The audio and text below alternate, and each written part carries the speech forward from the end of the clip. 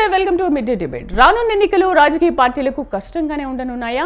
గతంలోలాగా అడ్డగోలు వ్యవహారాలు, ఇష్టారీతి మాటలు ఈసారి కుదరవా? కేంద్ర ఎన్నికల సంఘం వ్యవహరిస్తున్న తీరు చూస్తుంటే అలాగే అనిపిస్తోంది.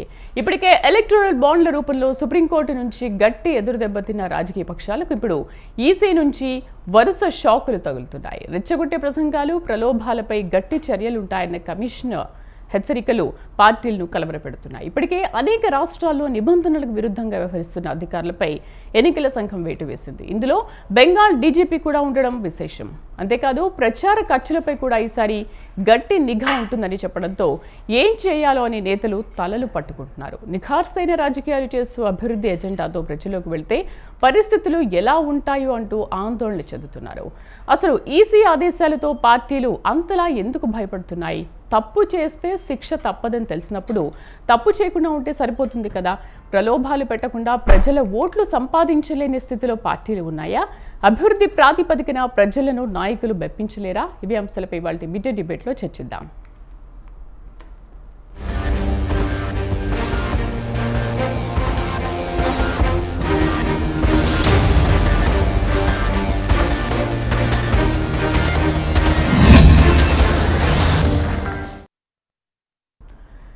రైట్, ఏపీలో గత 2 రోజులుగా జరిగిన పొలిటికల్ ఘర్షణలపై ఈసీ సీరియస్ అయింది. ఇవాళ ఏపీ సీఓ ముందు హాజరు కావాలని కూడా 3 జిల్లాల ఎస్పీల్ని కోరింది ఈసీ. సో ఇవాళ వాళ్ళు 4 గంటలకు హాజరయ్యే అవకాశం ఉన్నట్టుగా తెలుస్తోంది. సో పార్టిసిపేట్ చేస్తున్నారు మనతో పాటు డిబేట్లో డాక్టర్ పెంటపాటి పుల్లారావు గారు, రాజకీయ విశ్లేషకులు, ఉప్పాళ్ల సుబ్బారావు గారు, సీనియర్ అడ్వకేట్, అలాగే పూడి తిరుపతిరావు గారు, బీజేపీ రాష్ట్ర అధికార ప్రతినిధి. నమస్తే అండి అందరికీ, welcome to our show. Pullarao గారు నమస్తే అండి. నమస్కారం. పుల్లారావు గారు, గత 2 రోజులుగా ఏపీలో పొలిటికల్ ఘర్షణలు జరుగుతున్నాయి. అంటే ఎందుకు ఇలాంటి ఘర్షణలు, అంటే రాజకీయ హింసకు ఎందుకు పాల్పడుతున్నారు? ముందుగా అసలు అక్కడి నుంచి మనం స్టార్ట్ చేద్దామా? చెప్పండి ఒకసారి. నిన్న నుంచి అంటే గత 2 రోజులుగా పొలిటికల్ ఘర్షణలు జరుగుతున్నాయి. ఎక్కడంటే ఆళ్లగడ్డ, గిద్దలూరులో 2 హత్యలు, మాచర్లలో ఒక పార్టీకి చెందిన కారుని ధ్వంసం చేశారు, కాల్ చేశారు. సో ఇలాంటి రాజకీయ హింసకు ఎందుకు పాల్పడుతున్నారు? ఇంకా 53, 54 రోజులు ఉన్న నేపథ్యంలో ఇప్పటి నుంచే ఇలా రాజకీయ హింస జరిగితే ఏంటి పరిస్థితి? నాకు మీరు వినపడింది ఏంటంటే, నాకు మీ క్వశ్చన్ క్లియర్ గా రాలేదు. నా మాట వినపడుతుందా మీకు? వినిపిస్తుందండి. ఓకే, మీరు అన్నది ఏంటంటే చాలా టెన్షన్స్ అయి ఉన్నాయి అన్నట్టుగా నాకు వినపడింది, అంతే కదా? మీరు అడిగిన ప్రశ్న రాజకీయ హింస జరుగుతోందండి గత 2 రోజులుగా ఒక 3 జిల్లాల్లో ఏపీలో వినపట్లేదండి సరిగ్గా మరి. రైట్, పుల్లారావు గారు మళ్ళీ మనం మాట్లాడదాం. ఉప్పాళ్ల సుబ్బారావు గారు నమస్తే అండి. సుబ్బారావు గారు, మీకు క్వశ్చన్ అర్థమయ్యే ఉంటుంది కదా. సో ఏమంటారంటే, ఇప్పటి నుంచి ఇలాంటి రాజకీయ హింసలు జరుగుతూ ఉంటే ఇంకా ఎలక్షన్ కి ముందు ఇంకెన్ని జరగవచ్చు అంటారు? ఇలాంటి ప్రలోభాలకు అసలు ఎందుకు పాల్పడుతున్నట్టు? ఒకటి మేడం గారు, ఆల్రెడీ ఇప్పటి వరకు గతంలో స్థానిక సంస్థల ఎన్నికలు మనం చూసాం ఈ రాష్ట్రంలో. ఎవరిని నామినేషన్ వేయకుండా నిర్బంధాల ద్వారా అధికారుల్ని, ఎన్నికల అధికారులను సైతం తమ చెప్పు చేతుల్లో పెట్టుకొని నామినేషన్లు కూడా తీసుకోకుండా తిరస్కరించి ఒక నియంత్రిత పోకడలో వ్యవహరించిన సంఘటనలు మనం చూసాం. కానీ అదే బాణీలో ఇప్పుడు కూడా ఈ రాష్ట్ర వ్యాప్తంగా జరిగేవంటి శాసనసభ ఎన్నికలు కానివ్వండి, లేకుంటే పార్లమెంట్ ఎన్నికలు కానివ్వండి, అదే బాణీలో వెళ్ళాలనేటువంటి ఆలోచన నుంచి కార్యకర్తలు, అధికార పార్టీకి సంబంధించిన వాళ్ళు ఉద్రిక్తులై ఉన్నారు. అదే విధంగా చేయాలనే ఆలోచనలో ఉన్నారు. ఇప్పుడు ఏమైందంటే, ఎలక్షన్ కమిషన్ వచ్చిన తర్వాత కొన్ని నిర్బంధాలు పెట్టింది. కొంతమంది వాలంటీర్లను సైతం ఎవరైతే అధికార పార్టీకి వ్యవహరిస్తామన్నారో, వాళ్ళకి ప్రచారం చేస్తామన్నారో వాళ్ళని తొలగించేశారు. అంతేకాకుండా ఎన్నికల కమిషన్ చాలా స్పష్టంగా చెప్పింది, వాలంటీర్లని ఎన్నికలలో కొనసాగించకూడదు, సచివాలయ ఉద్యోగులకు కూడా ప్రధాన బాధ్యతలు అప్పచెప్పకూడదు, వేలు మీద చొక్కలు వేసే కార్యక్రమే తప్ప అని చెప్పిన తర్వాత వాలంటీర్లు యథావిధిగా వాళ్ళ మమ్మల్ని ఎవరు ఏమి చేయలేరే, పార్టీ అధికార పార్టీ అండుందని చెప్పేసి భావించిన తర్వాత ఎలక్షన్ కమిషన్ నిన్న ఇవాళ మనం చూసాం, అనేక మంది వాలంటీర్లని మీరు ప్రభుత్వ సొమ్ముతో మీరు డబ్బు తీసుకుంటున్నారు, గౌరవ వేతనమైనప్పటికి కూడాను మీరు నిబంధనలు ఉల్లంఘించారు కాబట్టి మీ మీద క్రిమినల్ కేసులు పెడతాము, మిమ్మల్ని సస్పెండ్ చేస్తున్నామని సస్పెండ్ చేశారు. దాంతో ఒక భయం ఏర్పడింది. హింస రాజకీయాల ద్వారా గతంలో స్థానిక ఎన్నికలలో ఏ విధంగా అయితే లబ్ధి పొందామో అదే విధంగా ఈ ఎన్నికల్లో లబ్ధి పొందాలనే తాపత్రయపడతా ఉన్నారు. కానీ ఇది ఎన్నికల కమిషను స్పష్టంగా విధ్వంసాలు చేసినా లేకపోతే అధికారులు ఐఏఎస్లు ఐపీఎస్ లాంటి వాళ్ళు ఐఆర్ఎస్ అనే పద్ధతి కనుక కొనసాగితే తప్పనిసరిగా వాళ్ళ మీద చర్యలు ఉంటాయని చెప్పేసి ఇప్పటికే 10 మంది జిల్లా అధికారుల మీద రిపోర్ట్ వెళ్ళటం, దాని మీద పరిశీలించడం. అలానే మొన్న ప్రధానమంత్రి గారు చిలకలూరుపేట వచ్చినప్పుడు పోలీసు అధికారుల యొక్క వ్యవహార శైలిని చూసిన తర్వాత 3 ఎస్పీలని ఈసీ వివరణ కోరుతూ రమ్మంటాం, ఇవన్నీ చూసాం. కాకపోతే ఎలక్షన్ కమిషను చాలా కఠినంగా స్వేచ్ఛాయుతంగా ఈ రాష్ట్రంలో ఎన్నికలు జరపాలనే తాపత్రయంలో ఉన్నట్టుగా మనకు అర్థమవుతా ఉంది. కాబట్టి డబ్బులు పంపకాలు కానీ లేకపోతే వివిధ విధ్వంస కార్యక్రమాల ద్వారా కానీ లేదంటే విధ్వంస కార్యక్రమాలు డబ్బుల పంపకాలలో ఈ రాష్ట్ర ప్రభుత్వం అధీనంలో ఉన్నటువంటి మొన్నటి వరకు ఈ రాష్ట్ర ప్రభుత్వం అధీనంలో ఉండే అధికారులు మేము గతంలో వ్యవహరించిన శైలిలోనే వ్యవహరిస్తామంటే చూస్తూ ఊరుకునే పరిస్థితుల్లో ఎన్నికల కమిషన్ లేదు. కాబట్టి ఇవన్నీ కూడా ఎందుకంటే ఇంకొక 50 రోజులు 54 రోజుల్లో ఎన్నికల సమయం ఉంది. ఈ లోపుగా ఇక ఈ అధికారులు ఎవరైతే అధికార పార్టీకి మేము క్రియాశీల కార్యకర్తలాగా పనిచేస్తామని మొన్నటి వరకు వ్యవహరించారో వాళ్ళకి అడ్డుకట్టబడుద్ది. అడ్డుకట్టబడితే ఎవరినైతే వాలంటీర్లను ఉపయోగించుకొని మేము ఎన్నికల్లో లబ్ధి పొందుతాము, వాళ్ళు మా క్రియాశీల కార్యకర్తలే అని ప్రభుత్వానికి సంబంధించిన మంత్రులు ప్రకటించారో ఆ ప్రకటనలో ఈ రోజున చిన్న భిన్నమైపోతా ఉంది. మా పరిస్థితి ఏంటనే ఆందోళన చెందే పరిస్థితి వచ్చింది. అంతేకాకుండా అధికారులు కూడా ఈ రోజున భయపడుతూ ఉన్నారు.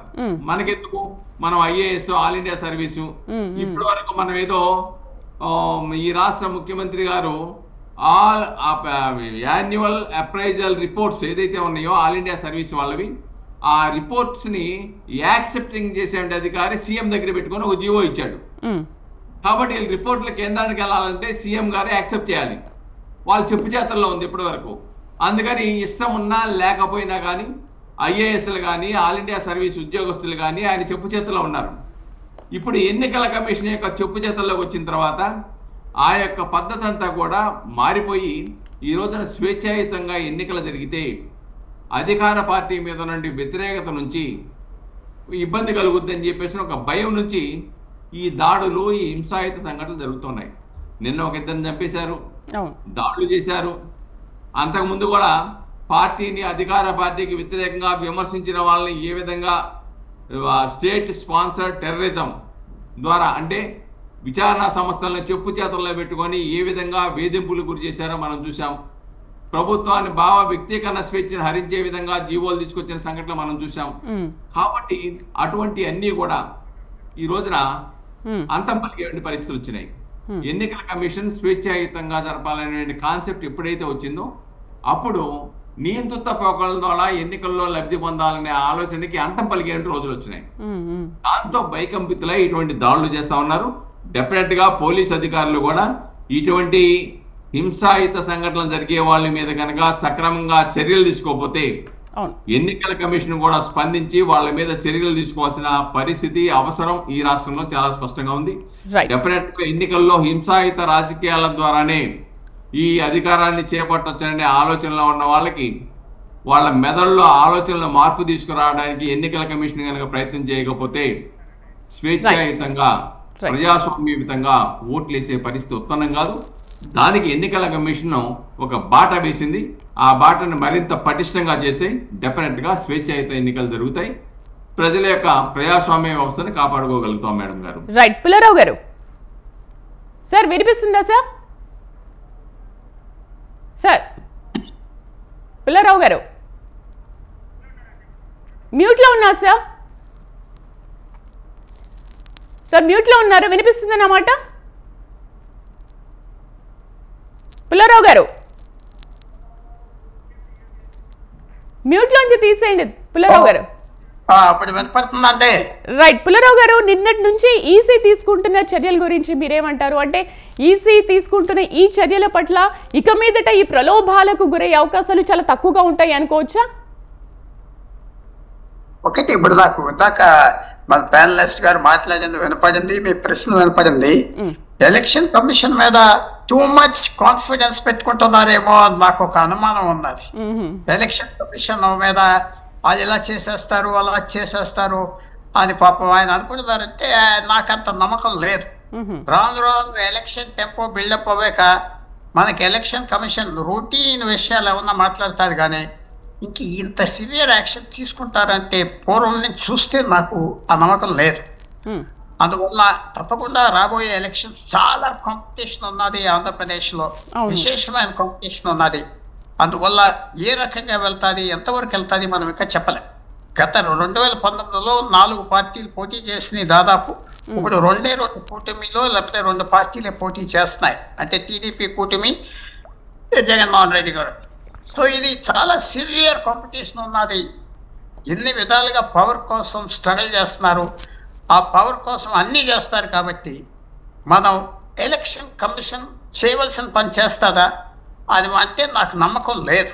వాలంటీర్స్ కంట్రోల్ చేయలేకపోతే ఓకే. వారు ఎంత చెప్పినట్టుగా ఒక విధంగా ఉంటుంది, ఎంప్లాయీస్ కంట్రోల్ చేయలేకపోతే ఇంకోలాగా ఉంటుంది. తర్వాత మామూలుగా డబ్బు గూండాయిజం ఎవరు చేసినా కంట్రోల్ చేయగలరా లేదా?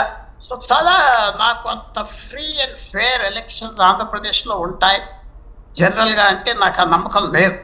చాలా ఈ రాష్ట్రంలో మనం చూస్తున్నాం, హేట్ ఎలక్షన్స్ అయిపోయినాయి, హేట్ పాలిటిక్స్ ఎక్కువ అయిపోయినాయి. విచారంతో చెప్తున్నాను, నేనేమి హ్యాపీగా చెప్పట్లేదు. అందువల్ల కొంచెం ప్రజలు కూడా దీంట్లో పార్టిసిపేట్ చేయట్లేదు. ప్రజలు ఏమైపోయారంటే ఒక స్పెక్టేటర్లా కూర్చున్నారు. మనకి ఎలక్షన్లో వస్తాయి, డబ్బులు వస్తాయి అంతే చూస్తున్నారు. కానీ ఎలక్షన్ ఏంటి, న్యాయం చేయాలా, ఇది లేదా అదేం లేదు. సో అంత నేను పెసిమిస్ట్ కాదు, అంత చెడ్డ అవుతుందని అనుకోవట్లేదు. కానీ అంత ఆప్టిమిజం నాకు కనపట్లేదు. సార్ అంటే ఇప్పుడు 16న ఎలక్షన్ షెడ్యూల్ ప్రకటించిన తర్వాత దాదాపు ఒక 46 మంది వాలంటీర్స్ని కానీ కాంట్రాక్ట్ ఎంప్లాయీస్ని కానీ వీళ్ళందరినీ పట్టుకొని వాళ్ళ మీద కేసు వేశారు సార్ పుల్లారావు గారు. బట్ అంటే ఇప్పుడు చూసుకుంటే 4th ఫేజ్ మనకి ఎలక్షన్ ఉంది కాబట్టి ఈలోపు ఇంకొంతమందిని కూడా పట్టుకొని సస్పెండ్ చేసే అవకాశాలు ఉంటాయనుకోవచ్చు కదా. ఎందుకంటే అంటే సీరియస్గా తీసుకోవట్లేదని మీకు ఎందుకు అనిపించింది? కొంచెం I have to say sorry, me voice అంత క్లియర్గా లేదు. I don't want to trouble you. Oh my God. ఏదో నేను ఉన్న చోట I have to excuse my self. మీకు ట్రబుల్ తిరుపతిరావు గారు, థ్యాంక్ యూ.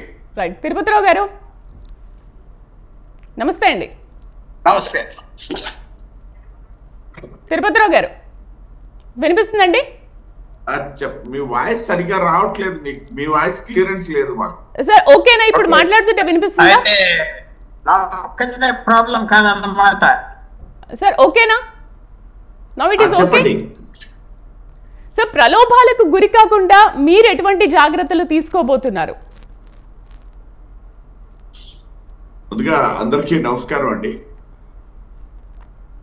రైట్. ఎన్నికల్లో ప్రలోభాలు ఒక అంశం డెఫినెట్ గా. దానికంటే ముందు ఏంటంటే ఈ శాంతి భద్రతలు, అదే విధంగా ఇప్పుడు మనం చర్చించుకున్నటువంటి ఈ వాలంటీర్ లాంటి ఒక ప్రత్యేకమైన వ్యవస్థ ఇప్పుడు రాష్ట్రంలో గత ఎన్నికల్లో లేనటువంటి ఒక వ్యవస్థ ఇప్పుడు ఉంది. గత ఎన్నికల్లో జన్మభూమి కమిటీలు అని చెప్పేసి ఉండేవి, అవి కొంత పరిమితులకు లోబడి ఉన్నటువంటి సందర్భం అది. ఇవాళ వచ్చేసరికి ఏంటంటే ఈ వాలంటీర్ వ్యవస్థ ఒకటి మన రాష్ట్రంలో ప్రత్యేకించి చూసుకున్నట్లయితే ఇది ఒక పెద్ద హర్డిల్ గానే ఉంది ఎన్నికల నిర్వహణకు సంబంధించి. అదే సందర్భంలో ఏదైతే ఈ ప్రభుత్వం వచ్చిన తర్వాత విలేజ్ సెక్రటేరియట్ సిస్టమ్ ఒకటి తీసుకొచ్చారు. ఈ సెక్రటేరియట్ స్టాఫ్ అందరు కూడా ఈ ప్రభుత్వం ఇచ్చినటువంటి ఉద్యోగాలు, ఈ ప్రభుత్వం కన్ఫర్మ్ చేసినటువంటి ఉద్యోగాలు, అంటే ఈ రకమైనటువంటి భావన ఉన్నటువంటి నేపథ్యంలో బహుశా ఈ భావనల ఈ పరిస్థితుల ఆధారంగానే ఎలక్షన్ కమిషన్ కూడా వాలంటీర్ని ఎన్నికల విధిలో ఎక్కడ కనబడకూడదని స్ట్రిక్ట్ రూల్స్ పాస్ చేసింది. దానికి అనుగుణంగా ఎవరైనా వ్యవహరిస్తున్నట్టయితే వాళ్ళ మీద చర్యలు తీసుకుంటారు. అవును సార్. అదే సందర్భంలో ఈ విలేజ్ సెక్రటేరియట్ సంబంధించినటువంటి సెక్రటేరియట్ స్టాఫ్ ఎవరైతే ఉన్నారో వాళ్ళని కేవలం ఎన్నికల విధుల్లో వాళ్ళకి చుక్క పెట్టే పనికి మాత్రమే వినియోగించమని ఆర్డర్ పాస్ చేసింది. ఈ రెండు ఎలక్షన్ కమిషన్ తీసుకున్నటువంటి రెండు, అఫ్ కోర్స్ ఇవన్నీ కూడా ఆయా రాజకీయ పార్టీలు, ప్రతిపక్ష పార్టీలన్నీ కూడా ఎలక్షన్ కమిషన్ నివేదించినటువంటి వాటిపై దాని మీద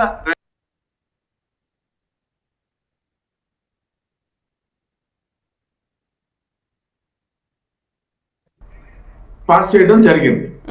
కాబట్టి ఈ నేపథ్యంలో ఫ్రీ అండ్ ఫెయిర్ ఎలక్షన్స్ అనేసి అంటే ఖచ్చితంగా మూడో విభాగం ఒకటి ఉంది, పోలీస్ శాఖ. ఇటు లా అండ్ ఆర్డర్ పరిరక్షణలో అయితేనేమి, అటు ప్రతిపక్షాలకు సంబంధించి ఇటు క్యాంపెయిన్ యాక్టివిటీస్ అయితేనేమి, అంటే ఎలక్షన్ క్యాంపెయిన్ యాక్టివిటీస్ అయితేనేమి, ఇవన్నీ నిర్వహించడంలో పోలీస్ శాఖదే మెయిన్ రోల్ అన్నమాట. ఎందుకు అంటే మేము ఒకసారి మీకు ఒక ఉదాహరణ చెప్తాం. ఈ దేశంలో ప్రధానమంత్రి ఇవాళ నరేంద్ర మోడీ గారు ఉండొచ్చు, గతంలో వేరు వేరు వ్యక్తులు ఉండొచ్చు, ఎవరున్నా సరే దేశంలో ప్రధానమంత్రి గారి సెక్యూరిటీకి ఉన్నటువంటి ప్రాధాన్యత, ఆ సెక్యూరిటీ ఉన్నటువంటి విధానము తీసుకునేటప్పుడు మొన్న చిలకలూరుపేట సభకి సంబంధించి అక్కడ జరిగినటువంటి కొన్ని, మేము ఆ రోజు అయితే చాలా తేలిగ్గానే తీసుకున్నాం. వాస్తవానికి నేను కూడా సభకి వెళ్ళాను, క్రౌడ్ వలన నేను దగ్గరికి వెళ్ళలేకపోయాను. వివేక్ పాస్ ఉన్నప్పటికి కూడా నేను ఆ గ్యాలరీలో కూడా చేరలేనటువంటి పరిస్థితి. సరే, అది వేరే అంశం. మేము ఈ క్రౌడ్ వల్ల అనుకున్నాం ఆ ఫెయిల్యూర్స్ ఏమైనా ఉంటే ఇది కావాలని జరిగి ఉండదులే, అంత సాహసం ఎందుకు చేస్తారు, సాక్షాత్తు ప్రైమ్ మినిస్టర్ గారి పాల్గొంటున్నటువంటి సభలో అక్కడ ఒక చంద్రబాబు నాయుడు గారో లేకపోతే పవన్ కళ్యాణ్ గారో లేకపోతే పురంధేశ్వరి గారో ఉంటే ఆలోచన వేరే విధంగా ఉండొచ్చేమో ఒక ఆలోచన మాకు ఆ రోజు అయితే అనిపించింది. కానీ తర్వాత ప్రవర్తి చూస్తే ఖచ్చితంగా అవన్నీ కూడా అది ప్రీ ప్లాన్డ్ అని చెప్పడానికి మనం కొంత సందేహించవచ్చు, కానీ అన్ప్లాన్డ్ అనే మాత్రం గ్యారంటీగా కనబడుతుంది. కొంత ప్రీ ప్లాన్డ్ కూడా కనబడుతుంది. ఎందుకనేసి అంటే వివరాలు సేకరిస్తే ప్రధానమైనటువంటి బాధ్యతల్లో ఉన్నటువంటి ఐపీఎస్ ఆఫీసర్స్ పక్క జిల్లాల నుండి వచ్చినటువంటి వాళ్ళందరూ కూడా ఒకే సామాజిక వర్గానికి, నేను ఇక్కడ సామాజిక వర్గం తాలూకా పేరు ప్రస్తావించను, ఒక ప్రధాన సామాజిక వర్గం, ఈ ప్రభుత్వానికి సంబంధించినటువంటి సామాజిక వర్గం వాళ్ళు అక్కడ కనబడ్డారు. అది కూడా అంటే నేను ఉన్నటువంటి రెడ్డి అనే పేరు ఉన్నటువంటి వ్యక్తులందరినీ తీసుకొచ్చి నేను జగన్మోహన్ రెడ్డికి అంటగట్టడానికి ఎప్పుడు ఆలోచించే, కానీ ఏదైతే గత 5 సంవత్సరాల్లో తీసుకుంటే వాళ్ళు పోలీస్ ఆఫీసర్స్ గా వాళ్ళ తాలూకా నడవడికను తీసుకుంటే, లేకపోతే వాళ్ళ తాలూకా స్టేటస్ తీసుకుంటే, ఎవరైతే ప్రభుత్వానికి పూర్తి స్థాయి వైసీపీ కార్యకర్తలుగా వైసీపీ నాయకులుగా వ్యవహరించినటువంటి ఐపీఎస్ ఆఫీసర్స్ వాళ్ళు 4-5 ఒక్క విషయం అది తర్వాత బయటపడింది. ఆ రోజు కూడా మేము క్రౌడ్ అనుకున్నాం. నేను కూడా 2-3 దగ్గరలో ఉన్న కొద్ది మంది పోలీసులు, సరిపడే పోలీసులు లేరు అక్కడ. ప్రైమ్ మినిస్టర్ గారు వస్తున్నారు అనేసి అంటే ఇర్రెస్పెక్టివ్ ఆఫ్ పార్టీ చేయాల్సినటువంటిది ఎవరైనా చేయాలి, తప్పదు ఆ కేటగిరీ భద్రతలో ఉండేటం. సో పోలీసు వాళ్ళు ఎక్కడైనా ఉంటే వాళ్ళు ల్యాండ్ ఆర్డర్ ఆ క్రౌడ్ ని కంట్రోల్ చేసే పరిస్థితి కనబడలా. ఆ క్రౌడ్ కంట్రోల్, ఒకవైపు క్రౌడ్ ఏమో ఆ బట్టలు తట్టాలు పడుతుంటే వాళ్ళే వాళ్ళ బట్టలు ముచ్చట్లు చెప్పుకుంటున్నారు ఒక దగ్గర నిలబడి. నేను అడిగాను వాళ్ళకి వెళ్ళి, ఏంటి చేస్తున్నారు, మీరు ఏం చేస్తున్నారు అనేసి అంటే, ఏం చేస్తాం సార్, తక్కువ మెన్ ఉంది, మెన్ పవర్ లేదు, మేము ఏం చేయగలం చెప్పండి, క్రౌడ్ ఎక్కువ ఉంది అన్నారు. అఫ్ కోర్స్ అక్కడ క్రౌడే లేదని చెప్పేసి వైకాపా మళ్ళీ ఒక తీసుకొచ్చింది, లేదు అసలు జనాలే రాలేదు, ఆ సభ ఫెయిల్ అయిపోయింది అన్నటువంటి ఒక వాదన కూడా వినిపించింది. వాళ్ళ వాదన మాటకే వాళ్ళకి వదిలేద్దాం, అక్కడ క్రౌడ్ ఎంత ఉంది అనేది తెలుసు మనకు కాబట్టి. సో ఇటువంటి సందర్భంలో ఆ రోజు అప్పుడు మాకు కొంత ఆలోచన వచ్చింది, ఇదేదన్నా ప్రీ ప్లాన్డ్ ఆర్ అన్ప్లాన్డ్ ఏదైనప్పటికీ ఏదైనా జరిగిందా అన్నటువంటి. ఇప్పుడు ప్లానింగ్ అనేది సరిగా లేకపోతే అన్ప్లాన్డ్ అంటాం, కావాలని ప్లాన్ చేస్తే ప్రీ ప్లాన్డ్ అంటాం. సో ఈ రెండిట్లో ఏది జరిగినా తప్పే డెఫినెట్ గా. సో దాని నేపథ్యంలో మళ్ళీ అలా తగ్గుతూ పోతే ఈ ఉన్నటువంటి పోలీస్ ఆఫీసర్స్ ఆయా బాధ్యతల్లో ఏదైతే గ్రౌండ్ కంట్రోల్ చేయడానికి ఉన్నటువంటి ఆఫీసర్ అయితేనేమి, ట్రాఫిక్ కంట్రోల్ చేయడానికి ఉన్నటువంటి ఆఫీసర్ అయితేనేమి, లేకపోతే ఇతరత్ర విభాగాల్లో ఉన్నటువంటి 4-5 ప్రధానమైనటువంటి ఐపీఎస్ ఆఫీసర్స్ తాలూకా పేర్లు వినబడేసరికి వాళ్ళ తాలూకా చరిత్ర ఒకసారి గత 5 సంవత్సరాల్లో వాళ్ళ ప్రవర్తన మనం ఒకసారి తవ్వి తీసేసినప్పటికీ ఏంటంటే డెఫినెట్ గా ఇది కావాలని చేసిందే అన్నటువంటిది ఎస్టాబ్లిష్. సో ఇటువంటివి అంటే నేను ఎందుకు చెప్పాను దీని గురించి ఎక్కువ అనేసి అంటే, వాళ్ళ ప్రధానమంత్రి గారు వచ్చినటువంటి సభలోనే అటువంటి సెక్యూరిటీ ల్యాచెస్ కనబడితే రేపు మాబోటు వాళ్ళు వెళ్ళి ఎన్నికల నిర్వహణకి వెళ్తే మాకేమి గన్మెన్లు ఉండరు, లేకపోయినట్టయితే మాకేమి పర్సనల్ సెక్యూరిటీ ఉండరు, మేమేదో ఎక్కడ నలుగురు కనబడితే అక్కడికి పోయి 4 మాటలు చెప్పి వాళ్ళని ఓట్లు అడిగే పరిస్థితి ఉంటే ఏం జరుగుతుందా అన్నటువంటి భయవంతులు ఖచ్చితంగా సాధారణ ప్రజల్లో వస్తాయి. అయితే దీనికి అనుగుణంగా ఏదైతే మిత్రపక్షాలుగా మేము అందరం స్పందించి ఎలక్షన్ కమిషన్ తెలియజేయడం, ఎలక్షన్ కమిషన్ కూడా చాలా ప్రోయాక్టివ్ గా ఉంది. పుల్లారావు గారు సుబ్బారావు గారు క్లియర్ గానే ఎస్టాబ్లిష్ చేశారు. పుల్లారావు గారు కొంత సమస్య ఏముంది, ఎందుకంటే గత అనుభవాల దృష్ట్యా ప్రాసెస్ లోకి వెళ్ళేటప్పుడు ఈసీకి ఉన్నటువంటి పని ఒత్తిడి దృష్ట్యా ఆయన చెప్పినటువంటి సందేహాలను మనం కొంత అంగీకరించవచ్చు. అంటే ఇవాళ ప్రాసెస్ లో లేదు కాబట్టి ఈసీ ఆలోచించే విధంగా రేపు ఎన్నికల ప్రక్రియలోకి నిమగ్నం అయిన తర్వాత అంత కాన్సన్ట్రేషన్ ఉండకపోవచ్చు అనేది వారు చెప్పిందిగా నేను భావిస్తున్నా.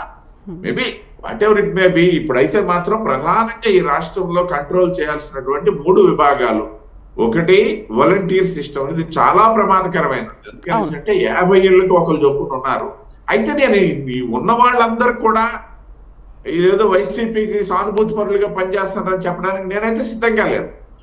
మెజారిటీ ఆఫ్ వాలంటీర్స్ మాత్రమే పనిచేస్తున్నారు. వాళ్ళలో కూడా నాకు తెలిసినటువంటి సమాచారం మేరకు దాదాపు 1/3 ఆఫ్ ద వాలంటీర్స్ ఇవాళ ప్రభుత్వం తాలూకు, ఎందుకంటే వాళ్ళు ప్రజల్లో మనుషులే కదా, ప్రజల్లో భాగస్వాములే కదా. వాళ్ళు ఏమైనా ఎక్కడి నుండి ఓడిపోయిన వాళ్ళు కాదు, లేకపోతే రెగ్యులర్ ఎంప్లాయీస్ అంటే మళ్ళీ మనం వాళ్ళు డిఫరెంట్ గా చూసే పరిస్థితి ఉంటుంది. వాళ్ళు ఎవరు రెగ్యులర్ ఎంప్లాయీస్ కాదు, ఏదో ఆందోళన ఇస్తున్నటువంటి వ్యక్తులు. దానివల్ల సమాజంలో వాళ్ళకు హోదా ఉంటుందని వెళ్ళినటువంటి వాలంటీర్స్. కాబట్టి బోత్ లేడీస్ అండ్ జెంట్స్ ఎవరైనా వాళ్ళలో 1/3 ఆఫ్ ద పీపుల్ సాధారణ ప్రజానీకం వల్లే ఈ ప్రభుత్వం మీద వ్యతిరేకత ఉన్నారు, నో డౌట్ అంట.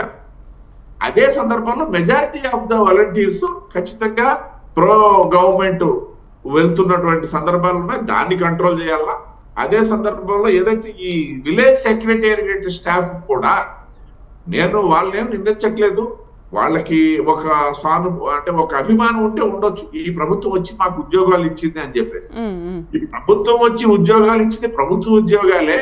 అక్కడేమి జగన్మోహన్ రెడ్డి గారి తాలూకా సొంత ఇలాకా ఇది కాపలా కాయమని ఉద్యోగాలు ఇవ్వలేదు అన్నటువంటి భావన వాళ్ళకు కూడా ఉండాలి. ఆ వాళ్ళకు కూడా దూరం పెట్టింది ఎన్నికలకి, ఓన్లీ చుక్క పెట్టడానికి మాత్రమే, వేడికి చుక్క పెట్టడానికి మాత్రమే వాళ్ళు వినియోగిస్తుంది. ఇక పోలీస్ ఆఫీసర్స్ మీద నాకు తెలిసి ఇప్పుడు జరుగుతున్నటువంటి చర్యలు కనుక కొనసాగినట్లయితే వాళ్ళు కూడా సెటరేట్ అయిపోయే అవకాశం ఉంటుంది.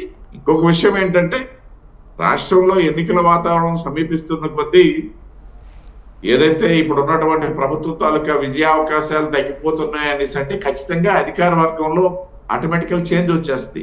వాళ్ళు ఏమి స్టికాన్ అయి ఉంటారు, ఎవరో 1-2 10 మంది ఉంటారు, ఇవాళ 20 మంది ఉన్నారంటే వాళ్ళు 5 చేరుతారు తప్పిస్తే ఈ వాతావరణం కూడా ఉండదు. మార్పులు చేర్పులు జరుగుతాయి. ఏదైనప్పటికీ ఈసీ ఇప్పటికైతే ప్రోయాక్టివ్ గానే ఉంది, ఇదే కొనసాగుతుందని కూడా తిరుపతిరావు గారు అంటే ఆల్రెడీ చాలా తిరుపతి గారు చాలా స్థానాల్లో ఇప్పుడు ఆల్రెడీ ప్రక్రియ ప్రారంభమైంది.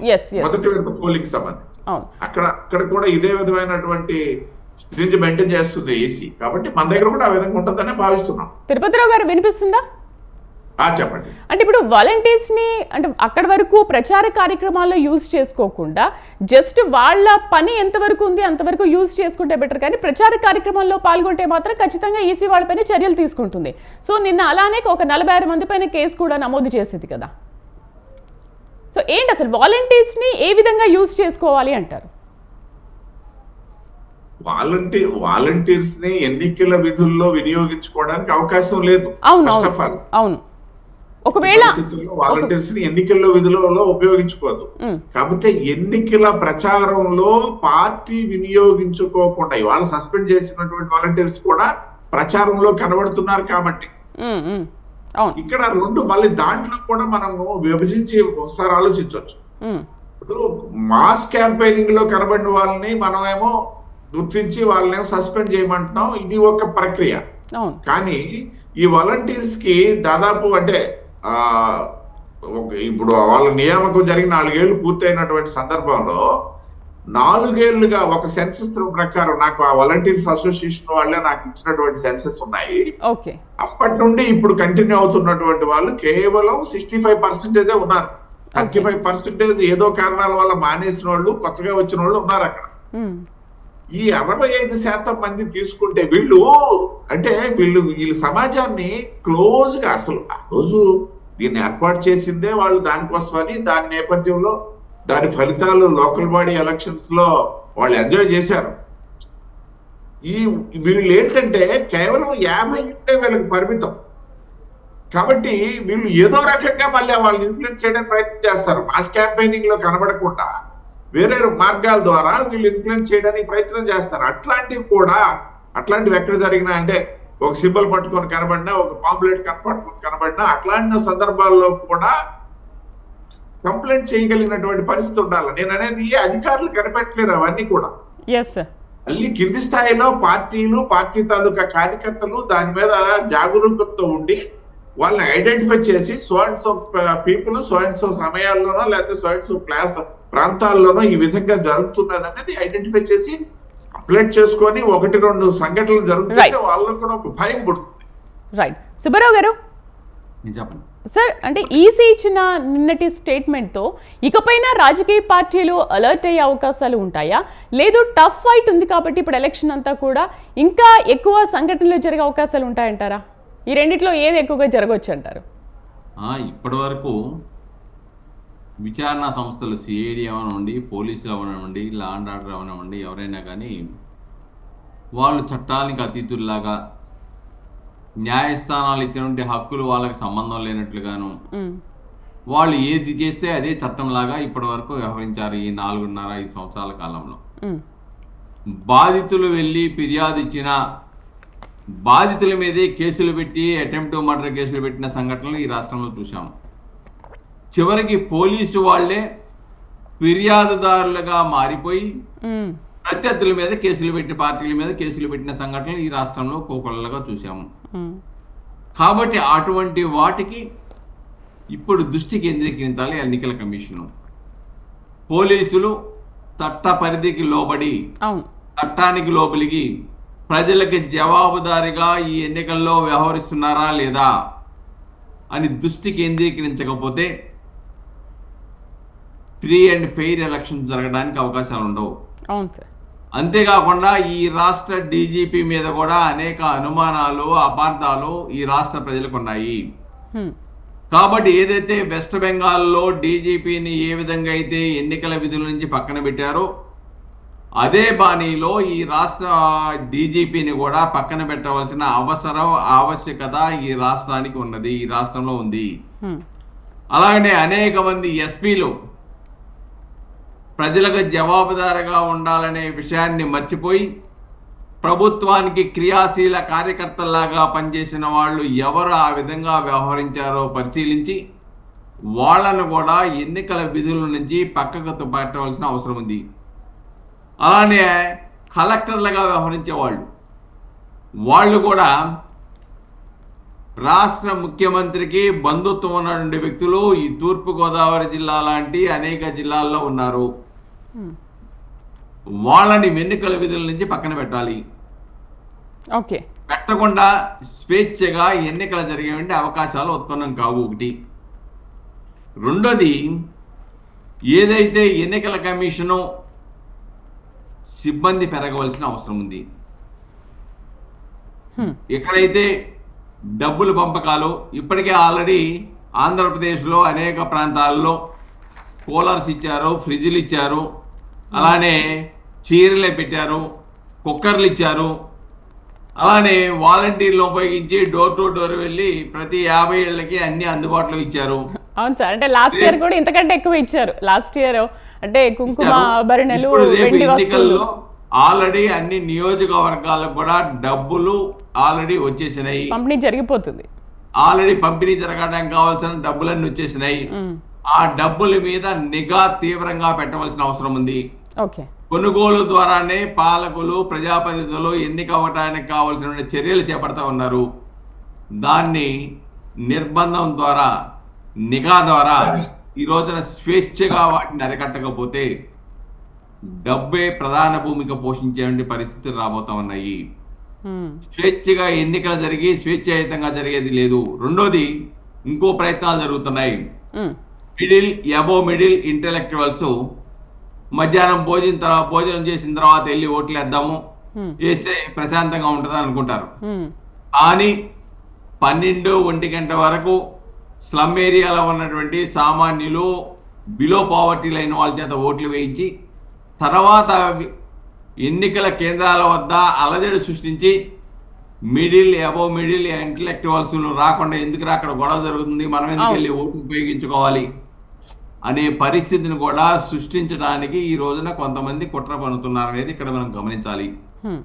దానికి ఎన్నికల కమిషన్ ఇప్పటి నుంచి వాటిని ఎలాగ కంట్రోల్లో పెట్టాలి, దానికి నిష్పక్షపాతంగా నిర్మోహమాటంగా చట్టానికి లోబడి స్ట్రిక్ట్ గా ఉండేటువంటి అధికారుల్ని ఆయా సంఘటనలు జరుగుతాయని భావించిన సెంటర్లలో వాళ్ళని కేంద్రీకరించాల్సిన అవసరం ఉంది ఎన్నికల కమిషను. కాబట్టి ఆ దిశలో శాంతి భద్రతలు తీవ్రంగా చూడాలి. రెండో వైపున ప్రలోభాలకు ప్రలోభాలను పెట్టేసి ప్రలోభాల ద్వారా డబ్బులు పంపకాలు చేసే విధానాన్ని కంట్రోల్ చేయడానికి ఓ ప్రయత్నం చేయాలి.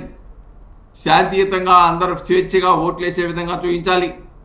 ఇవన్నీ చేయాలంటే డెఫినెట్గా ఎన్నికల కమిషన్ ఈ రాష్ట్రంలో ఉన్నటువంటి సివిల్ సర్వెంట్స్ కానీ, లా అండ్ ఆర్డర్ సంబంధించిన వ్యక్తులను కానీ, లేకుంటే మిగతా వాళ్ళ మీద కానీ పూర్తి గ్రిప్ లేకపోతే, వాళ్ళ పట్ల స్ట్రిక్ట్గా వ్యవహరించకపోతే చాలా ఇబ్బందికరమైన పరిస్థితులు వచ్చేవంటి అవకాశాలు అయితే చాలా కనబడతా ఉన్నాయి. కానీ సార్ నిన్న ఈసీ సిఓ మాత్రం ఒకటి చెప్పారంటే సి విజిల్ యాప్ ద్వారా కూడా కేసులు నమోదవుతున్నాయి కాబట్టి దాదాపు 1307 కేసులు 100% అప్పటికప్పుడు సాల్వ్ అయ్యేలాగా మేము చేస్తున్నామని అంటున్నారు. అంటే దీన్ని బట్టి చూస్తుంటే ఈసీ సీరియస్గా లేదని ఎందుకు అనుకోవాలి? ఎప్పటికప్పుడు సాల్వ్ చేస్తున్నాము అంటున్నారు కదా. జరిగినవి చాలా చిన్న సంఘటనలు. ఎన్నికల దగ్గర పడేటప్పటికి ఇంకా జరగవచ్చు చాలా. ఆ అసహనం నుంచి, ఓటమి భయం నుంచి, మన పార్టీ నుంచి వేరే పార్టీకి బదిలీ అయ్యారు, అవతల వాళ్ళకి చేస్తున్నారు అని చెప్పేసి కక్ష సాధింపు చర్యల దగ్గర నుంచి ఇటువంటి హింసా ఘటనలో తీవ్ర రూపం దాల్చే ప్రమాదం ఉంది. ఇవి చిన్న చిన్న సంఘటనలే. నిన్నంటే 2 మర్డర్లు జరిగినాయి వేరే విషయం. ఇలాంటివి అనేక ప్రాంతాలు, ఎందుకంటే ఇప్పటి వరకు కూడా అధికార పార్టీకి సంబంధించిన వాళ్ళు మమ్మల్ని ఎవరు ఏం చేయలేరు, ఎవరి మీద దాడులు చేసినా చేయరు, మా మీద కేసులు పట్టరనేటువంటి ఒక ధీమాతో 4.5 సంవత్సరాల పైన వాళ్ళు ఆ ధీమాతో ఉన్నారు. ఆ ధీమా ఇంకా మేమే అనే పరిస్థితి దగ్గర నుంచి ఇంకా బయటికి రాలా వాళ్ళు. కాబట్టి ఆ గర్వంతో ఇష్టవిడితనంగా చేసేటువంటి ప్రమాదం ఉంటుందనేది డెఫినెట్గా మనకు అర్థమైపోతా ఉంది. కాబట్టి దాన్ని కంట్రోల్ చేయాలంటే డెఫినెట్గా ఎన్నికల కమిషన్ పెట్టాలి. ఎన్నికల కమిషను పూర్తిగా ఈ యొక్క డబ్బుల్ని పంచకుండా నిరోధించగలదా అంటే అది సాధ్యం కాదని 100కి 100 సార్లు మనం చెప్పొచ్చు. కొంతవరకు స్పీడ్ బ్రేక్ వేయగలదేమో తప్ప 200 కిలోమీటర్ల స్పీడ్ లేనటువంటి వాహనాన్ని అది 50యో 70యో స్పీడ్ తగ్గించడానికి దోహదపడుతుందేమో తప్ప డబ్బులు పంపకాన్ని 100% మేము ఆపుతామని అని చెప్పేసి ఎలక్షన్ కమిషన్ చెప్పినా మనం నమ్మడానికి సిద్ధంగా ఉండవసరం లేదు. అది సాధ్యం కాని విషయం. భిన్న రూపాలలో, భిన్న పద్ధతుల్లో ఓటర్లను ప్రలోభ పెట్టడానికి ప్రయత్నాలు చేస్తారు. కానీ ఈ రోజు డాక్టర్ బాబాసాహెబ్ అంబేద్కర్ చెప్పినట్టుగా అంశాలని ఈ రోజున ఎవరైతే డబ్బులు తీసుకుంటున్నారో, ఎవరైతే బలహీనతకు లోపడుతూ ఉన్నారో వాళ్ళు అంబేద్కర్ చెప్పిన మాటలను గుర్తు చేసుకోవాలి. నేను ఓటు అనే ఆయుధాన్ని మీకు ఇచ్చాను, దాని ద్వారా రాజులుగా జీవిస్తారా, బానిసలుగా బలవుతారో తేల్చుకోమన్నాడు ఓటు అమ్ముకొని. కాబట్టి ఓటు అమ్ముకొని బానిసలుగా బతుకుతారా, ఓటు స్వేచ్ఛగా ఉపయోగించి మంచి వ్యక్తులను ఎన్నుకొని రాజుల్లా తలెత్తుకొని జీవిస్తారో తేల్చుకోవాల్సిన సమయం ఆసన్నమైంది. కానీ అది ప్రజలకు ఉండాలి కదా సార్, ప్రజలు దాన్ని ఆలోచించుకోవాలి. ప్రజల్లో ఆ చైతన్యం రావాలి. ఆ చైతన్యం రాకపోతే ఈ రోజున ప్రజాస్వామిక వ్యవస్థ బతికి పట్టగట్టే అవకాశాలు లేవు. ఇటువంటి నియంత్రిత విధానాలని లేదంటే స్టేట్ స్పాన్సర్డ్ టెర్రరిజంను కానీ లేదంటే రాజ్యహింసను కానీ ప్రేరేపించే వాళ్లే వస్తారనేది ప్రజలు గమనించాలి. ప్రజాస్వామ్య వ్యవస్థ మనుగడ కొనసాగాలంటే స్వేచ్ఛాయుతంగా ఈ రోజున డాక్టర్ బాబాసాహెబ్ అంబేద్కర్, మహాత్మా గాంధీయో, సుభాష్ చంద్రబోసో, పటేల్ లాంటి వాళ్ళు వచ్చి ఎన్నికల్లో పోటీ చేస్తే డిపాజిట్ రాని పరిస్థితి. ఇది ప్రజాస్వామ్య వ్యవస్థని ఎలా అంటాం మనం? ప్రజాస్వామ్య వ్యవస్థలో స్వేచ్ఛగా ఎన్నికలు జరిగి ప్రజాసేవ చేసేవాళ్ళు. ఇంతకుముందు ఏముండేదంటే స్వేచ్ఛాయుతంగా ప్రజాసేవ చేయాలని ఎన్నికల్లో కాబట్టి ప్రజాప్రతినిధులు తీసేవాళ్ళు. ఈ రోజున అది వ్యాపార దృక్పథం అయిపోయింది. అవును సార్. నేను ఈ ఎన్నికల్లో ఇంత ఖర్చు పెట్టాను కాబట్టి దానికి వచ్చే ఎన్నికల్లో ఖర్చు పెట్టడానికి సహా ఒక 10 రెట్లో 20 రెట్లో ఏ విధంగా సంపాదించుకోవాలనే ఆలోచన ఒక వ్యాపార దృక్పథంతో ఆలోచిస్తున్నారు. కానీ గతంలో లాగా సేవా దృక్పథం చేయడానికి వచ్చాననే ఆలోచన పోయింది అది. కాబట్టి మళ్ళా సేవా దృక్పథం కలిగిన వాళ్ళు, సామాజిక స్పృహ ఉన్న వాళ్ళు, నిస్వార్థంగా నేర ప్రవృత్తి లేని వాళ్ళు. ఈ రోజున క్రిమినలైజేషన్ ఇన్ పాలిటిక్స్ విపరీతంగా పెరిగిపోయింది. నేరస్తులు చట్టసభల్లోకి వస్తున్నారు. జైల్లో ఉండాల్సిన వాళ్ళు ఈ రోజున చట్టసభల్లోకి వచ్చి మేము చట్టాలు చేస్తున్నామని చెప్పే పరిస్థితి ఉత్పన్నమైనప్పుడు ప్రజాస్వామ్య వ్యవస్థ ఎక్కడికి వెళ్తుంది? కాబట్టి నేరస్థ రాజకీయాల్ని కట్టడి చేయవలసిన అవసరం ఉంది. అటువంటి వ్యక్తుల్ని ఓటమి పాలు చేయవలసిన అవసరం ఉంది. కాబట్టి ఎన్నికల కమిషన్ గతంలోనే చాలాసార్లు చెప్పింది. అయితే అన్ని ప్రజా సమస్యల మీద ఆందోళన చేసి ధర్నాలు చేసి అలాంటి కేసులు ఉంటే పరిగణన తీసుకోవాల్సిన అవసరం లేదు. హత్యా ప్రయత్నాలు, మహిళల మీద దాడులు, లేదంటే కుల వివక్షత సంబంధించిన అంశాల్లో తీవ్రమైన నేరాల్లో ఉన్న వాళ్ళు ఎవరో కూడా ఎన్నికల్లో పోటీ చేయకుండా నిరోధించే విధంగా ప్రజా ప్రాతినిధ్య చట్టానికి సవరణలు తీసుకురావాలి. అప్పుడు నేరస్తులు చట్టసభల్లోకి తగ్గిపోతే, ఎందుకంటే దినదినం నేరస్తులు పెరిగిపోతున్నారు, చట్టసభల్లో నేరస్తుల సంఖ్య పెరిగిపోతా ఉంది. పాలకులు కూడా నేరస్తులకే సీట్లు ఇచ్చేయండి దౌర్భాగ్యకరమైన ఆలోచనలు ఈ రోజు ఉండటం మరింత ప్రమాదకరం. కాబట్టి కలప దొంగలకు, హత్యా నేరాల్లో ఉన్నవాళ్ళు, ఆర్థిక నేరాల్లో కోట్లాది రూపాయలు ఆర్థిక నేరాలు చేసి ప్రజలకి నష్టం కలిగించేసి మొత్తం వ్యవస్థకే నష్టాన్ని కలిగించే వ్యక్తులు ఈ రోజున చట్టసభల్లోకి వస్తూ ఉన్నారు, ప్రధాన పదవులు చేస్తూ ఉన్నారు, పాలన కొనసాగిస్తూ ఉన్నారు. అలాంటిది కొనసాగినంత కాలం వ్యవస్థ మారదు, ప్రజాస్వామ్యం రాదు. ప్రజాస్వామ్య వ్యవస్థ డెఫినేషన్కి అర్థం మారిపోతుందనే విషయాన్ని ఇక్కడ గమనించాలి. కాబట్టి ఓటర్ కూడా చైతన్యవంతులు కావాలి. ఓటర్ ఇది నా హక్కు, ఈ హక్కు ద్వారా నేను సక్రమైన ప్రజాస్వామ్యాన్ని మనుగడ కొనసాగించడానికి కావాల్సినటువంటి నేను ఒక ఆయుధంగా ఉపయోగపడతాను. నా ఓటుని నిస్వార్థంగా వేయాలి, నిస్వార్థపరులకు వేయాలి, సేవా దృక్పథం కలిగిన వాళ్ళకి వేయాలనే ఆలోచన కూడా ప్రజల్లో కూడా మార్పు రాకపోతే ప్రజలు ఇబ్బంది పడతారు. ప్రజా వ్యతిరేక చట్టాలు వస్తాయి, ప్రజా వ్యతిరేక జీవోలు వస్తాయి. ప్రజా ప్రభుత్వాన్ని విమర్శిస్తే భావ వ్యక్తీకరణ స్వేచ్ఛని కూడా హరించి వేసేటువంటి ఒక నియంతృత్వ విధానాలు ఆయా పాలకుల్లో వస్తాయనే విషయాన్ని ప్రజలు గమనించాలి. కాబట్టి ఓటు అనేది ఒక ఆయుధం, ప్రజలే ప్రభువులు అని భావించాలి. ప్రజల మీద మేము ప్రభువులు అనే ఆలోచన పాలకులు లేకుండా ఉంటే అప్పుడు ప్రజాస్వామిక వ్యవస్థ, ప్రజాస్వామ్య మనుగడ, సమాజ అభివృద్ధి జరుగుతుంది. తిరుపతిరావు గారు, 2014 కంటే చూసుకుంటే 2019లో 75 కోట్లు అదనంగా ఏరులై పారింది. దేశం మొత్తం మీద చూసుకుంటే ఏపీ 10% దాంట్లో ఉంది. సో అప్పటి నుంచి ఇప్పుడు చూసుకుంటే 75 కోట్లు అంటే ఇప్పుడు 2019 నుంచి ఈ ఎన్నికలు చూసుకుంటే ఇంకా ఎన్ని కోట్లు ఏరులై పారొచ్చు అంటారు? అంటే ఇక్కడ 2 అంశాలు మనం పరిగణలోకి తీసుకోవాలి. డెఫినెట్గా ఒక ఎలక్షన్కి అఫీషియల్గా ఖర్చు పెట్టేదైనా మారుతుంది ఆ ఫిగర్స్ అనేవి. అంటే ప్రభుత్వం తరఫున ఏదైతే ఎన్నికల విధుల కోసం ఖర్చు పెట్టే ఖర్చు కూడా పెరుగుతుంది. దానికి కారణం ఏంటంటే ఇన్ఫ్లేషన్ రేట్ వల్ల కూడా పెరుగుతుంది. రెండవది ఓటర్లు పెరుగుతున్నారు కదా, ఓటర్లు పోలింగ్ బూత్ సంఖ్య పెరుగుతుంది. వ్యవస్థ పెరుగుతున్నప్పుడు ఆటోమేటికల్గా వ్యవస్థకు అవసరమైనటువంటి ఖర్చులు పెరుగుదల సాధారణంగా జరుగుతుంది. ఇప్పుడు 75 కోట్లు పెరిగింది అనేసి అంటే ఆ 75 కోట్లు నేను చెప్పినటువంటి వ్యవస్థలో పెరిగింది కొంత ఉంటుంది, అదనంగా వచ్చినటువంటి హెడాక్స్ కంట్రోల్ చేయడానికి పెరిగినటువంటి కొద్ది గొప్ప ఉంటుంది. ఆ విధంగా ఈ మారు కూడా పెరుగుతుంది. ఉదాహరణకి నేను చెప్తాను, ఈ మారు దేశవ్యాప్తంగా సుమారు 6 కోట్ల మంది ఓటర్లు పెరిగారు.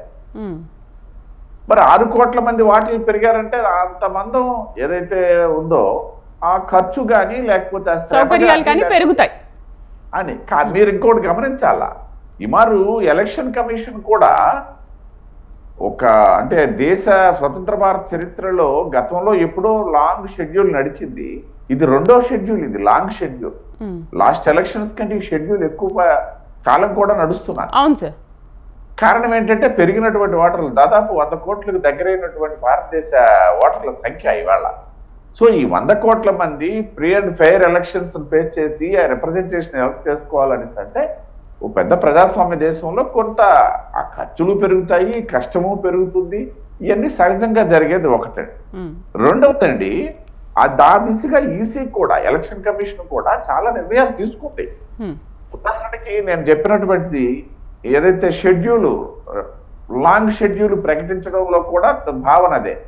లాంగ్ షెడ్యూల్ ప్రకటించినందువల్ల ఏదైతే భద్రతా దళాలు ఒక దగ్గర నుండి మూవ్ అవడానికి కానీ, లేకపోయినట్టయితే వాళ్ళు అక్కడికి వెళ్ళి సరైన రీతిలో బాధ్యతలు నిర్వహించడానికి కానీ, ఈ అవసరాల దృష్ట్యా, అంటే మెయిన్ ల్యాండ్ ఆర్డర్ మేనేజ్మెంట్, ఖర్చులు ఉంటాయి, దీనికి సంబంధించినటువంటి కూడా ఖర్చులు పెరుగుతాయి. ఉదాహరణకి ఈ షెడ్యూల్ పెరిగినందువలన ఒక ఫోర్స్ ఏం చేస్తుంది, మనం గతంలో 2 నెలల షెడ్యూల్ కాస్త 2 నెలల 10 రోజులకి వెళ్ళింది అనుకుందాం అందాజుగా, అంచనాకి.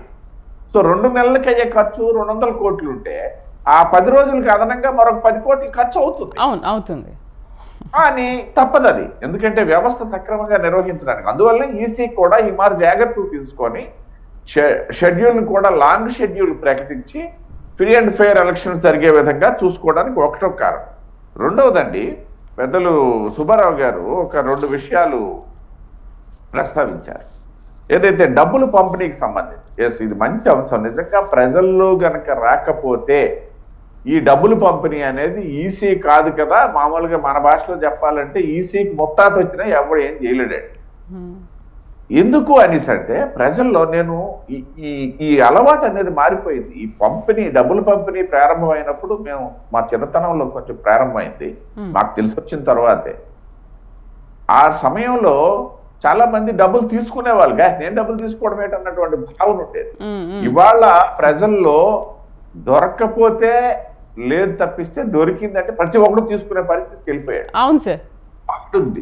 మనం ఏదో సాధారణంగా చెప్తాము, ఏదో మాస్ వాటర్ తీసుకుంటున్నాడని, కానీ ఇవాళ క్లాస్ వాటర్కి కనుక ఇవ్వకపోతే మొహమాట పడి నేనే క్యాండిడేట్ని, సుబ్బారావు గారు ఇంటికి వెళ్తాను, సుబ్బారావు గారికి ఏమి ఇస్తామని చెప్పి నేను మొహమాట పడితే లేదు, ఇచ్చినట్టయితే అంటే నేను సుబ్బారావు గారి గురించి అనట్లేదు, అలాంటి వాళ్ళు కూడా తీసుకునే పరిస్థితులు ఇవాళ వచ్చేసాయి. ఎందుకంటే ఇది సాధారణం అయిపోయింది ఈ డబ్బు పంపిణీ అనేది. ఇంతకు ముందు ఏం జరిగేదంటే అండి, డబ్బు పంపిణీ చాలా కష్టసాధ్యమైనటువంటి పనిగా ఉండేది.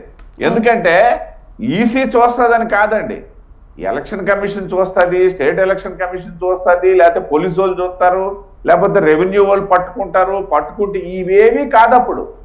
ప్రత్యర్థి వర్గం వాళ్ళు పట్టుకుంటే అప్పచెప్పేస్తారని భయం ఉండేది. ప్రత్యర్థి వర్గం వారు ఏదైతే నేను పోటీ చేస్తున్నా, నా ప్రత్యర్థి వర్గం వాళ్ళు నా వర్గం వెళ్ళి డబ్బులు పంచుతుంటే ఆ ప్రత్యర్థి వర్గం వారు వెళ్ళి పట్టుకునే పరిస్థితి ఉండేది. ఇవాళ ఆ పరిస్థితి లేదు. కారణం ఏంటంటే ఖర్చు పెరగడానికి కూడా అదే ప్రధాన కారణం. ఎందుకంటే వాటర్ రాజీ పడిపోయి ఒకవేళ ఎక్కడైనా పట్టుకుంటే, నా బోటి వాళ్ళు సుబ్బారావు గారు లాంటి వాళ్ళు వెళ్ళి పట్టుకుంటే, నీకేందయ్యా బాధ, నాకు డబ్బులు వస్తుంటే ఎవడికి వచ్చితే అది ఓటేస్తాను, ఎవరి దగ్గర డబ్బులు దొరికితే నేను తీసుకుంటాను అన్నటువంటి టెండెన్సీ పెరిగిపోయింది. ఓటర్లు పెరిగారు, ఓటర్లకు ఇచ్చే డబ్బులు కూడా పెరుగుతాయి కాబట్టి కంపల్సరీ ఇవ్వాల్సి వస్తుంది వాళ్ళకి. అది 2 పార్టీలు ఇప్పుడు పంచడానికి ఇబ్బందులు ఉండేటప్పుడు పంచడం తగ్గేది. ఇవాళ ఫ్రీగా 2 దగ్గర నుండి కావాలని వాటర్ కోరుకుంటుంటే అది కూడా దిగువ స్థాయి వాటర్ కాదు, ఏ స్థాయి వాటర్ అయినా నాకేంటబ్బా, ఈ ఎలక్షన్ వచ్చిందంటే నాకేంటి అన్నటువంటి సామెత మాదిరిగా తయారైపోయినటువంటి రోజుల్లో ఈ డబ్బు పంపిణీ అనేది ఎలక్షన్ కమిషన్ వల్ల కానీ, పోలీస్ వల్ల కానీ, రెవెన్యూ వల్ల కానీ, ఆఫీసర్స్ వల్ల కానీ సాధ్యపడే పని లేదు. ఖచ్చితంగా పబ్లిక్ లోనే ఒక చేంజ్ రావాలా. నేను ఇవాళ తీసుకుంటున్నాను, ఇది నాకు ఎన్నాళ్ళు వస్తుంది, నేను చేసే ఓటు తాలూకా పరిధి ఏంటి, దాని తాలూకా ఫలితం ఏంటి అనేది ఆలోచన పబ్లిక్ లో వచ్చినప్పుడు మాత్రం అది కంట్రోల్ అవుతుంది. థర్డ్ పాయింట్ అండి, నేను ఇందాక చెప్పాను ఏదైతే 2 వ్యవస్థల వలన ఇక్కడ ఎన్నికలకు ఉన్న ఇబ్బందులు, ఒకటి volunteer and village secretariat staff. మూడోది అడ్వాంటేజ్ కూడా ఉందండి. ఈ ప్రస్తుత తరుణంలో, ప్రస్తుత ఎన్నికల్లో ఏదైతే ఈ 2 విభాగాలు కాకుండా మిగతా విభాగాలకు చెందినటువంటి ఎంప్లాయీస్ అందరూ ఎగ్నెస్ట్ ద గవర్నమెంట్ ఉన్నారు, నో డౌట్ అట్ ఆల్. ఒక్క విభాగం కూడా, అంటే పోలీస్ శాఖలో కూడా నేను చెప్తున్నానండి, ఇందాక చెప్పాను, పై స్థాయి అధికారులు వాళ్ళ భయాన్ని వల్ల కొంతమంది ఏదో ఉంటే ఉండొచ్చు. అది కూడా నోటిఫికేషన్ వచ్చిన తర్వాత చాలా మంది పోలీస్ ఆఫీసర్స్ లో కన్వర్షన్ వచ్చిందని చెప్పేసి కూడా మనం వింటున్నటువంటి వార్తలు ఇక్కడ నేను కోట్ చేస్తున్నా. చాలా మంది పోలీస్ ఆఫీసర్ నోటిఫికేషన్ వచ్చింది, మనెవడు చేస్తాడరా, మనకెవడు ఏం చేస్తాడరా అన్న ఆలోచన కూడా వచ్చిందని చెప్పేసి. ఎందుకంటే నా కుటుంబ సభ్యులు కూడా పోలీస్ శాఖలో ఉన్నారు కాబట్టి నేను ధైర్యంగా చెప్పగలుగుతున్నా. అటువంటి కన్వర్షన్ కూడా వచ్చింది. అదొక అంశం అయితే ఇక్కడ మెయిన్ పోలింగ్ విధుల్లో ఉండే స్టాఫ్ ఎక్కువగా టీచింగ్ స్టాఫ్ ఉంటారు, పోలింగ్ విధుల్లో ఉండేవాళ్ళు. అదరు రెవెన్యూ స్టాఫ్ ఉంటారు. అదరు ఏ స్టాఫ్ ఇందాక మనం అనుకున్నటువంటి 2-3 విభాగాలకు సంబంధించి కాకుండా ఏ స్టాఫ్ ఉన్నా సరే వాళ్ళు ఎగనెస్ట్ గవర్నమెంట్ ఉన్నారు. వాళ్ళు డైరెక్ట్ గా చెయ్యాలని చెప్పి నేనేం ప్రోత్సహించను. వాళ్ళ విధులు వాళ్ళు నిర్వహించాలి అంతే. వాళ్ళు ఏదో గవర్నమెంట్ ఎగనెస్ట్ గా పనిచేయడం దట్ ఇస్ నాట్ గుడ్. ఎందుకంటే సిస్టమ్ మనం సంస్కరణ చేయాలనుకునేటప్పుడు వాళ్ళకేమో మీరు తప్పుదోవ పట్టండి మాకు గెలిపించండి అని చెప్పేసి అడగడం అనేది సహజం, తప్పు, అది కరెక్ట్ కాదు. కానీ వాళ్ళు ఫెయిర్ గా ఎలక్షన్ నిర్వహించేటప్పుడు వీళ్ళెవరు ఏమి చేయలేరు. ఇది ఒక అడ్వాంటేజ్ ఉంది ఈ ఎన్నికలకి. డెఫినెట్ గా దాని తాలూకా ఫలితం ఉంటుంది. కాబట్టి రాబోయే ఎన్నికలు అనేవి అంత ఈజీగా ఈవేళ ప్రభుత్వం కూడా ఇన్వాల్వ్ అయిపోయి చేసేయడానికి లేదు. ఒకటి ఏ ఒక్క వ్యవస్థ కూడా కంట్రోల్ చేయలేదు. ప్రధానంగా ఒకే ఒక వ్యవస్థ కంట్రోల్ చేయగలదు, అది వాటర్. అది కూడా ఎవరైతే డబ్బులు తీసుకునే ఓటు వేసే వాటర్ ఉన్నాడో ఆ వాటర్ కంట్రోల్ అవ్వాలి. అది కంట్రోల్ అయితే ఆటోమేటిక్గా అన్ని కంట్రోల్ అయిపోయి. అది జరగాలనేసి అంటే మనం కొంత సమయం పడుతుందేమో, డెఫినెట్ గా జరిగి తీరుతుంది. ఆ స్థాయి నుండి ఈ స్థాయికి వచ్చింది, ఈ స్థాయి నుండి ఏ స్థాయికి వెళ్తారు, తప్పదు. కాకపోతే అసలు అంతకు ముందు సార్ తిరుపతిరావు గారు, అంతకు ముందు ఓటు వేయడానికి కూడా ఇంట్రెస్ట్ చూపించట్లేదు. ఏ వేస్తాంలే, అసలు ఎవరేం చేస్తున్నారు, ఎందుకు వేయాలి అన్న ఆలోచనలో ఉన్నవాళ్ళు ఇప్పుడిప్పుడు కాస్త ఓటు వేయాలని ఒక అవేర్నెస్ అనేది వాళ్ళలో వచ్చింది, కాస్త వేయడానికి ముందుకు వెళ్తున్నారు. కాకపోతే ఈ డబ్బు ఆశ చూపించేసరికి ఇంకా కొంచెం ఇంట్రెస్ట్ చూపిస్తున్నారు. ఒక డబ్బులు ఇచ్చారు కదా వేద్దాము అని. బట్ వాళ్ళు ఎవరిని ఎన్నుకుంటారనే విషయం మనకు తెలియదు. డబ్బులు అయితే తీసుకుంటారు, ఎవరిని గెలిపిస్తారో తెలీదు. ఈ ప్రస్తావనలోన ఇంకొక అంశం కూడా ఉంది. అసలు ఓటింగ్ సరళి పెరగడానికి కూడా డబ్బులు ఒక కారణం అయ్యాయి. అవును సార్, డబ్బులు ఇస్తారు కదా వేద్దాం. ఓటింగ్ శాతం పెరగడానికి కూడా డబ్బులు ఒక కారణం అయ్యాయి. ఎందుకంటే అంత ఉదాసీనత నుండి ఓటర్ చైతన్యం వచ్చిన తర్వాత సరే నాకు డబ్బులు ఇచ్చాడు కదా అని మొహమాటానికి ఓటేసిన వాళ్ళు కూడా నేను ఏదో ఒక 20% పెరిగిందని చెప్పను కానీ 10%, 5% ఓటింగ్ సరళి పెరగడానికి కూడా ఈ డబ్బులు అనేది ఖచ్చితంగా ఉపయోగపడ్డాయి. అయితే ఇవాళ పరిస్థితి వేరు. నేను అదే చెప్తున్నా, నాలాంటి వాడికి కూడా డబ్బులు తెచ్చిస్తే నాకేం చేదా, నా పక్కోడు తీసుకుంటే సుబ్బారావు గారు తీసుకుంటే నేనేం తీసుకోకూడదని జేబులు పెట్టుకునే పరిస్థితి వచ్చేసాయి. కాబట్టి డెఫినెట్ గా మీరు అన్నటువంటిది కూడా కరెక్టే. అయితే ఒక్క విషయం అయితే ఇక్కడ వ్యవస్థలు మాత్రం ఎవరి పని వాళ్ళు చేసుకుంటూ వెళ్ళేటప్పుడు కొంతవరకు నిరోధించడం జరుగుతుంది. ఇప్పుడు ఇవాళ మనం ఒక కొత్త విధానం కూడా వింటున్నాం. ఇప్పుడిప్పుడే ఈ నోటిఫికేషన్ వచ్చి ఇవాళ 5వ రోజు, కరెక్షన్ 5-6 రోజు. 5-6 రోజుల్లో ఎక్స్పీరియన్సెస్ తీసుకుంటే కొంతమంది పోలీసులు ఏదైతే వైకాపా అభ్యర్థులకు సంబంధించినటువంటి నిధుల సర్దుబాటు సుబ్బారావు గారు చెప్పారు కదా, ఎక్కడక్కడ చేరిపోయాయని చెప్పేసి, ఆ చేరవేతలు కాస్త కూస్తున్న అలాంటి ధీమాగా ఉండే వాళ్ళు ఉంటారు కదా, వాళ్ళు ఇవి చేస్తున్నా కూడా వాళ్ళు కూడా సహకరిస్తున్నటువంటి సందర్భాలు ఉన్నాయి, సహకరించినటువంటి సందర్భాలు బయటకు వస్తున్నాయి. రకాలుగా జరుగుతుంది. రాబోయే రోజుల్లో ఇంకా ప్రొయాక్టివ్ అవుతుంది కాబట్టి కమిషన్ ఆటోమేటికల్ గా ఆఫీసర్స్ కూడా నాకు తెలిసి నాకున్న సమాచారం మేరకు మన డీజీపీ మీద కూడా వేటు పడే అవకాశాలు కూడా చాలా ఎక్కువగా ఉన్నాయని చెప్పేసి వినిపిస్తున్నటువంటి వార్తలు. రైట్. సుబ్బారావు గారు, ఎలక్టోరల్ బాండ్స్ గురించి ఒక్కసారి మనం మాట్లాడదాం చివరిగా. అంటే సుప్రీంకోర్టు దీనికి రాజ్యాంగ విరుద్ధం అని చెప్తోంది. బట్ రాజకీయ ప్రతినిధులకు కానీ కార్పొరేట్ సంస్థలకు కానీ అంటే ఈ విరాళాలు ఇస్తే ఏంటి, వాళ్ళకి ఒక అనుబంధం ఏర్పడుతుంది అనుకోవచ్చు, అందుకని విరాళాలు ఇస్తారు. అసలు విరాళాలు ఎందుకు ఇవ్వాలి, ఒక సంస్థ అనేది రాజకీయ నాయకుడికి ఎందుకు ఇవ్వాలి? ఒకటి మేడం గారు, ఎలక్టోరల్ బాండ్ ద్వారా నల్ల సొమ్ము ఏ పార్టీకి ఇచ్చారో ఆ పార్టీకి అధికారంలో వచ్చే వాళ్ళ మధ్య జరిగే కిక్ ప్రోకోగా దాన్ని భావించారు. నీకు ఈ డబ్బులు ఇస్తాను, నాకు అధికారంలోకి వచ్చిన తర్వాత నా పరిశ్రమలకో నా సంస్థలకో నువ్వు ఈ మినహాయింపులు నా జోలికి రాబాకు అని ఇచ్చే లంచం అది. కాకపోతే గతంలో మిత్రులు పార్టీ పేరు ఎత్తినాను కానీ బీజేపీ అధికారంలో ఉండగా ఈ ఎలక్టోరల్ బాండ్స్ యొక్క ఇచ్చిన వాళ్ళ పేర్లు ఎవరికి ఇచ్చారు ఏంటి ఈ బహిర్గతం కాకూడదని చెప్పేసి చట్ట సవరణ చేశారు. దాన్ని సుప్రీంకోర్టు చాలా స్పష్టంగా చెప్పింది, రహస్యంగా ఉంచొద్దు. ఇన్కమ్ ట్యాక్స్ చట్టం కానీ కంపెనీస్ చట్టం కానీ లేకుంటే రాజ్యాంగంలో ఉండి 19(1)(a) కింద ప్రజాప్రాతినిధ్య చట్టాన్ని కూడా సవరించారు. 3 చట్టాలు సవరించారు. ఆ 3 చట్టాల సవరణ అనేది రాజ్యాంగ విరుద్ధమైనది. ఎందుకంటే భారత రాజ్యాంగం ఆర్టికల్ 19 ప్రకారం సమాచారాన్ని తెలుసుకునే హక్కు ప్రతి పౌరునికి ఇచ్చారు ఉంటుంది. కాబట్టి ఎవరికి ఎంత ఇచ్చారో, దేనికి ఇచ్చారో, ఏ పార్టీకి ఎన్ని కోట్లు ఇచ్చారో చెప్పవలసిన అవసరం ఉంది. కాబట్టి ఆ యొక్క ప్రజాస్వామ్యపరంగా సమాచారాన్ని తెలుసుకునే హక్కును కూడా హరించి వేశారు. ఇది కరెక్ట్ కాదు, దీన్ని స్ట్రక్ డౌన్ చేస్తున్నాము, అది చెల్లుబాటు కాదు, రాజ్యాంగ విరుద్ధమని చెప్పింది. అవడమే కాకుండా ఎస్బీఐకి ఎవరైతే ఈ బాండ్స్ ఇచ్చారో 2019 తర్వాత, 2019 ఏప్రిల్ 12 తర్వాత ఎవరైతే ఈ బాండ్స్ ఏ పార్టీలకి ఎంతెంత సొమ్మిచ్చారు, ఎవరిచ్చారు, ఏ పార్టీకి జమ అయింది మొత్తం కూడా చెప్పమని చెప్పారు. దాన్ని ఎన్నికల కమిషన్ స్వీకరించిన తర్వాత దాన్ని ఎన్నికల కమిషన్ యొక్క తన వెబ్సైట్లో పొందుపరచాలి, ప్రజలకు తెలియపరచాలని. సహజంగా ఈ పారిశ్రామికవేత్తలు బడా బడా బాబులందరూ కూడా తాము చేసేటువంటి చట్ట వ్యతిరేక చర్యల్ని సమర్థించుకోవడానికి ఎవరు అధికార పార్టీ వచ్చినా కానీ తమ చెప్పు చేతుల్లో ఉండటానికి అత్యధిక భాగం అధికారం రాబోయే పార్టీ కానీ ప్రతిపక్ష పార్టీకి కానీ అత్యధిక భాగం ఇస్తారు. అధికారంలో వస్తుంది అనుకున్న పార్టీకి ఎక్కువ సొమ్మును ధారాదత్తం చేస్తారు, దాని ద్వారా లబ్ధి పొందుతారు. కాబట్టి ఆ యొక్క సొమ్ముని ఆ విధంగా బహిర్గతం కాకుండా ఎలక్ట్రల్ బాండ్స్ ద్వారా కోట్ల రూపాయలు సంపాదించుకున్న తర్వాత ఆ డబ్బు ఎవరికి ఉపయోగిస్తున్నారు? అవి డబ్బు ఓటు కొనుక్కోవడానికి ఉపయోగిస్తారు, ఎన్నికల్లో ఖర్చు పెడతారు. అంటే ప్రజాసేవ చేసేటువంటి పార్టీలు ఏమైనా ఉన్నాయనుకోండి, వాళ్ళకి చందాలు రావు, వాళ్ళు అధికారంలో రాళ్ళు. అంటే స్వేచ్ఛాయుతంగా. బట్ ఎందుకు సార్ గోప్యంగా ఉంచాలి అంటోంది? మరి అసలు దానికి ఇప్పట్లో తెరపడే సూచనలు కనిపిస్తున్నాయా? డెఫినెట్ గా అండి, సుప్రీంకోర్టు చాలా సీరియస్ గా చెప్పింది. ఎస్బీఐ మేము ఇప్పుడు పెట్టలేము, మాకు సమయం కావాలి, మళ్ళా పొడిగించండి అంటే నో, మీకు ఉన్నది ఇవ్వండి మీరు పలానా తేదీ అని చెప్పేసి లోపు ఇమ్మంది. సరే పేర్లు సేకరించడం కొంత సమయం పడుతుందంటే సమయం తీసుకోండి కానీ ఎన్నికల కమిషన్కి ఇమ్మంది.